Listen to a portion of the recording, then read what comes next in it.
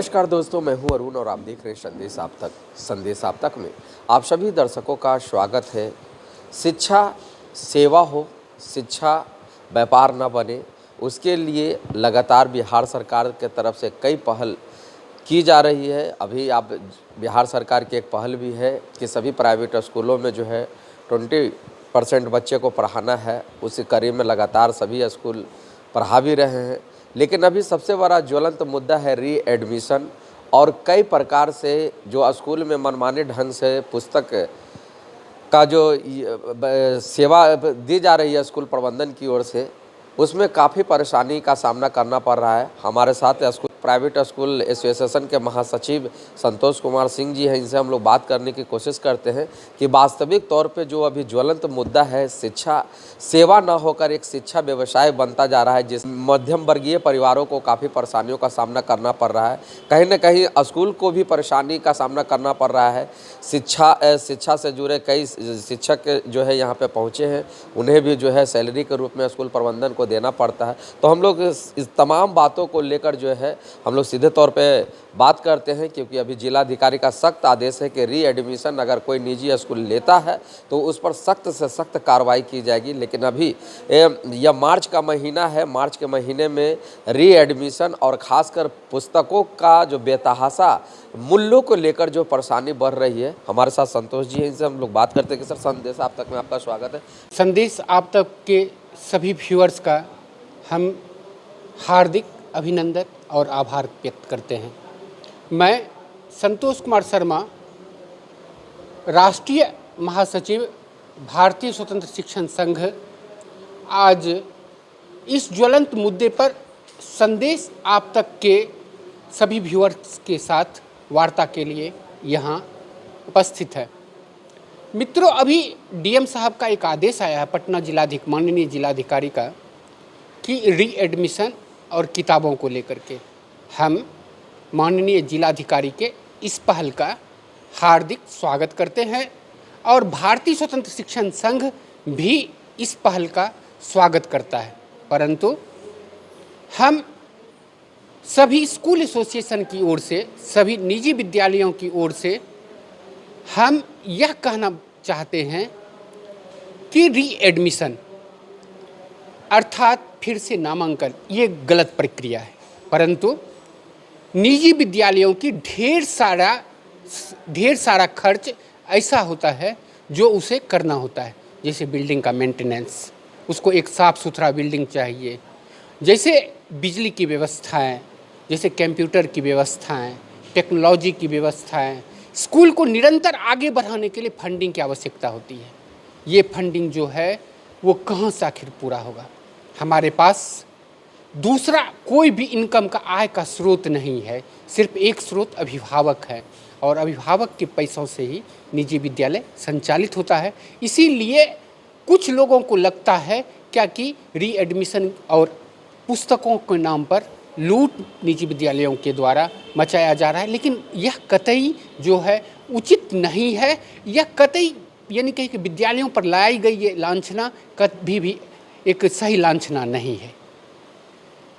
Sir, वास्तविक तौर पे अभी जिस तरह का माहौल चल रहा है कि अगर हम बात करें, कई स्कूल में भी अभी हम लोग जा रहे हैं तो नर्सरी से लेकर यूकेजी तक के छात्र छात्राओं का जो है पुस्तक के मूल्य जो है 26 रुपये। क्या आपके नज़र में वो सही है? सर, हर चीज़ का मूल्य जो है वो बढ़ता जा रहा है। आप सोने का कीमत देख लीजिए, लगभग 1.5 लाख रुपए आ गया। चांदी का कीमत देख लीजिए, 2 लाख से ऊपर का है। हर चीज़ों का ये महंगाइयाँ बढ़ती जा रही है। उस आधार पर अभी आप देखेंगे क्या कि पेपर की किताबें जो छपती है वो पेपर पर छपती है। पेपर का भी कीमत जो है आसमान छूता जा रहा है। लेकिन कोई निजी विद्यालय अपनी किताबें नहीं छापता है। सर, ये ध्यातव्य है, गौर करने वाली बात है कि निजी विद्यालय कोई अपनी किताबें नहीं छापता है। वो प्राइवेट पब्लिकेशन की किताबें चलाता है या एनसीईआरटी की किताबें चलाता है। एनसीईआरटी के बारे में बता दें, अभी 9th का सिलेबस सर चेंज हुआ है, 8th का एसएसटी का सिलेबस चेंज हुआ है, उसके बाद 7th का 6th का सिलेबस चेंज हुआ है। जो किताबें आने में जुलाई से अगस्त तक लग जाएगा। सर, क्या कोई भी अभिभावक ये बर्दाश्त करेंगे कि एनसीईआरटी की किताबें जो जुलाई और अगस्त में आएगी तब तक हम बच्चों को बिना किताबों का किसी निजी विद्यालयों में पढ़ाएं? क्या वो बच्चे हमारे स्कूल में टिकेंगे? हमारे पास सर दूसरा कोई संसाधन नहीं होता है। अंतिम विकल्प के रूप में नहीं चाहते हुए भी हम लोग नहीं चाहते हैं क्या कि निजी विद्यालयों की निजी पब्लिकेशन की किताबें लगाएं, लेकिन हमारे पास सर एक सीमित विकल्प है। एनसीईआरटी समय से पुस्तक उपलब्ध नहीं करवा पाता है सर। उसके पुस्तक उपलब्धता की ढेर सारी प्रक्रिया हैं जहाँ से गुजरना होता है सर, और तब जाकर के एनसीईआरटी की किताबें हमारे पास आती है। सालों भर जो है उपलब्ध नहीं होता है, कुछ किताबें मिलती है नहीं मिलती है। निजी विद्यालय अभिभावकों के ही सिर्फ और सिर्फ जो है अभिभावकों के ही यानी कहीं दिशा निर्देश पर उसी के ही मैंने सहयोग से चलता है। अगर मैं अच्छी शिक्षा नहीं दूंगा अभिभावकों को तो अभिभावक अगले साल हमारा स्कूल छोड़ करके कोई दूसरा स्कूल जो है ट्राई करेंगे। हमारी सबसे बड़ी पूंजी जो है वो बच्चे और अभिभावक है। अगर हमारे यहाँ बच्चे नहीं रहेंगे तो हमारा विद्यालय बंद हो जाएगा सर। 30% विद्यालय हर साल जो है आर्थिक असुविधाओं के कारण बंद हो जाते हैं सर। और ये सबसे बड़ी समस्या है कि जो स्कूल अपने आप को अपडेट नहीं कर पाता है वो स्कूल जो है बंद हो जाता है। हम तो अभिभावक हमारा पिक एंड चूज करते हैं। कई ऐसे बड़े बड़े प्रकाशन का किताब जो है जो भी काफ़ी कम मूल्यों में मिल रहा है, लेकिन शिक्षक जो है स्कूल प्रबंधन जो है किसी एक कंपनी को टारगेट करके जो है देते हैं ताकि जो है उनकी भी का आमदनी अच्छी हो सके और किताब प्रकाशन कितना परेशानियों का सामना करना। सर अगर कोई भी विद्यालय सिर्फ और सिर्फ एक पब्लिकेशन की किताबें लगाता है तो वो कतई सही नहीं है, क्योंकि किसी भी पब्लिकेशन की सभी किताबें अच्छी नहीं हुआ करती है और कुछ पब्लिकेशनों की कुछ किताबें बहुत अच्छी हुआ करती है जो जिसके कारण को जाना जाता है। दूसरी बात मैं बताऊंगा कि अगर ऊपर के स्तर पर सरकार एक अध्यादेश ला करके नियम कानून बना करके प्राइवेट पब्लिकेशन के मूल्यों को नियंत्रित कर दे। मेरा एक सरकार से सुझाव है सर कि प्राइवेट पुस्तकों के मूल्यों को नियंत्रित कर दे। जैसे 120 पेज की किताबें हैं तो उसका मूल्य अधिकतम मूल्य इतना हो सकता है, अगर इतने पेज की किताबें तो अधिकतम मूल्य इतना हो सकता है। ये जो रोज जो ये बातें उठती है निजी विद्यालय किताबों के नाम पर लूटते हैं, ड्रेस के नाम पर लूटते हैं या अन्य संसाधनों पर लूटते हैं, वो लूट स्वतः खत्म हो जाएगा। इसमें निजी विद्यालय का बहुत कम हिस्सा है सर। हिस्सा कहाँ जाता है?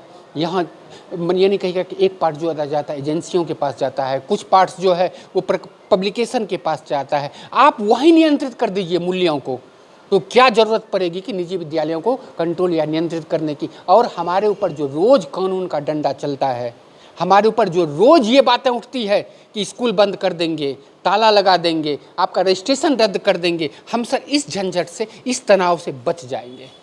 हर निजी विद्यालय तनाव से बच जाएगा। क्या मांग करते हैं आप? हमारा मांग है कि आप निजी विद्यालय यानी कि निजी पब्लिकेशन की जो भी किताबें हैं उनका मूल्य नियंत्रित कर दीजिए ऊपर के स्तर से ही। उसका किस क्वालिटी की, कितने जीएसएम के पेपर का, कौन सा कितने पेज की किताबों का क्या मूल्य होगा, अगर वो आप नियंत्रित, और उससे सामान्य सी प्रक्रिया है, जैसे ही नियंत्रित करेंगे तो ऑटोमेटिकली जो है ये लूट का कांड जो कहा जाता है कि निजी विद्यालय किताबों में लूटते हैं वो स्वतः जो है समाधान हो जाएगा। तो अभी आपने सुना निजी स्कूल के जो एसोसिएशन के महासचिव हैं संतोष कुमार, उनसे भी आपने सुना कि प्राइवेट स्कूल चलाने में कितना परेशानियों का सामना करना पड़ता है और लगातार जो बिहार सरकार का एक से बढ़कर एक आदेश आते रहे उनको भी फॉलो करते रहना है।